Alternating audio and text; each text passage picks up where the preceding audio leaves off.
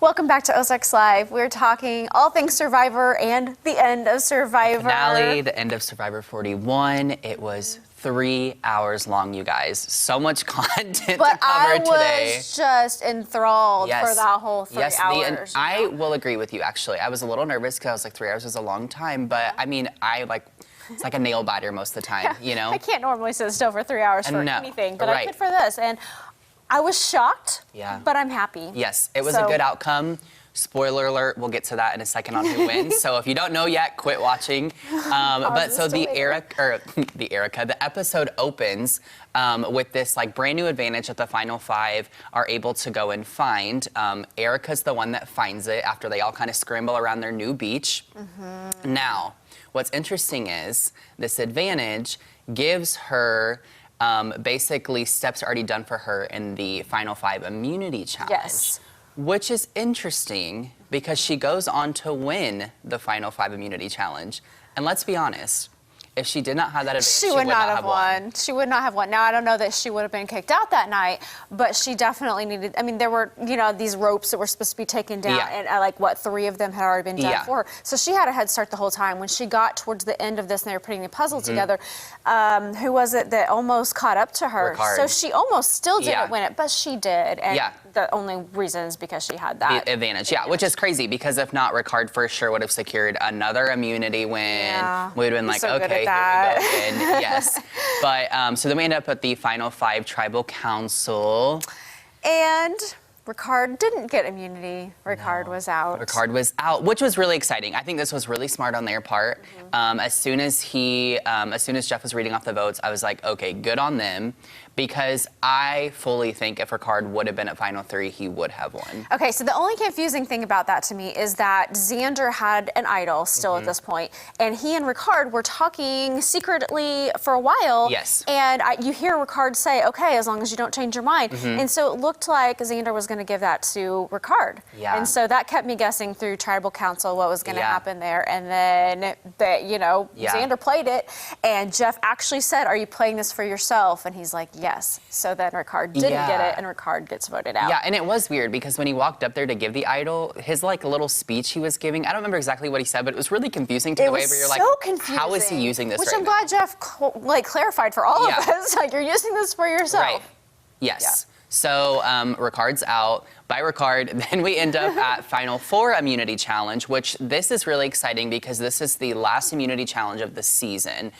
So, who wins this immunity? So Xander wins this one. And this is interesting, too, because, I mean, this one could have knocked him out again, so fast. But yet here he has no immunity. And then this is the one where he got to choose someone to have immunity with him. Yes, so the Final Four immunity is super pivotal because starting back in season 35, they started this new twist where at Final Four, the Final Four immunity winner picks someone to save, and then the other 2 left in the Final Four have to do a fire-making challenge, and whoever loses is out, and whoever wins is in the Final 3, which is really interesting. I don't know. I've seen a lot of mixed reviews online about that twist. I kind of like it. I think it really makes that last person like earn their spot. It does. And I think also it's interesting because a lot of the seasons, I feel like the Final Four immunity winner, it directly affects their game on who they pick to come with them automatically.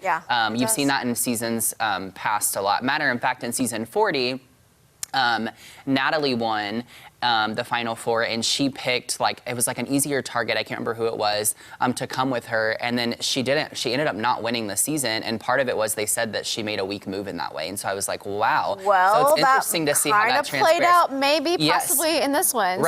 So he chose Erika to come with him to have that immunity, and so then the other 2 battled Deshawn it and out. Heather battle it out, which it was super close. Heather had it sewn up, and then, then he came back and he got it. Yes, but isn't it interesting that most of the season we have been talking bad about Heather, and I have never rooted for her, but in this fire making challenge, I was so for her. I was like, oh my God, you're so close. Come on, you can do it. And you see the fire go up, and you're like, oh my gosh, she's gonna do it. She's gonna do it. She had this major fire, and then it out of nowhere, Deshawn, boom, the flag, and I was like, what in the heck? Okay, so Deshawn wins this. Heather is out, and which was really sad.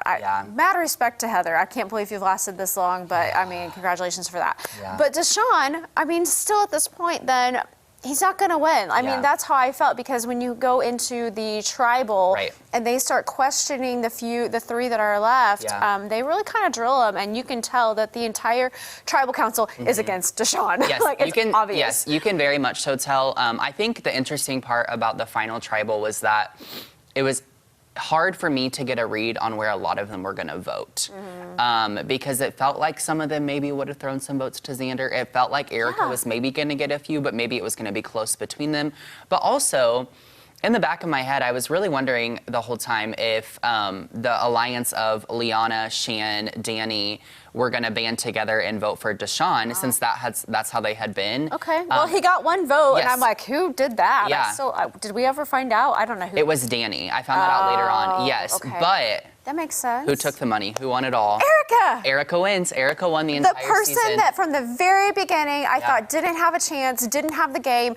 She was really nice. I mean, give her that. But I cannot believe she pulled it off. And I'm happy for her. I'm extremely excited for her. Matter of fact, not only did she pull it off, but she got 7 of the 8 final votes. Yeah. She swept that jury. And honestly, I kind of, in my opinion, I feel like Danny probably thought that Erika played a better game, because he even commended her in his final speech. He was like, you played the game I wanted to play. Aww. And it was interesting because you hear Evie and Tiffany also agree with that. And so it was interesting to see that a lot of people had respected her game, which was something I don't think necessarily saw coming, because through most of the season, you know. She was the underdog. Yeah, she was the underdog. She didn't have really a lot of good relationships. Right, and I asked you this off screen the other day. I was like, do you really think that she had strategy, or do you think she kind of was just so nice and they didn't think she was a threat, so she fell through the cracks? Right.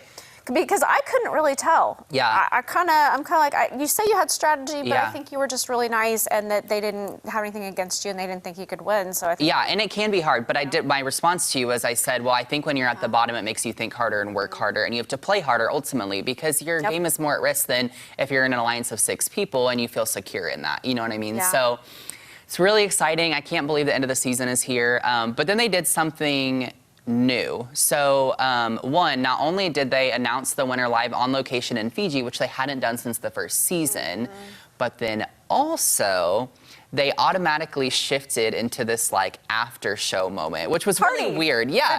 They brought out champagne and pizza. Yeah, it was really interesting. I don't know. I had mixed thoughts on the after show, because typically almost every season, except maybe the first one, they would withhold the votes.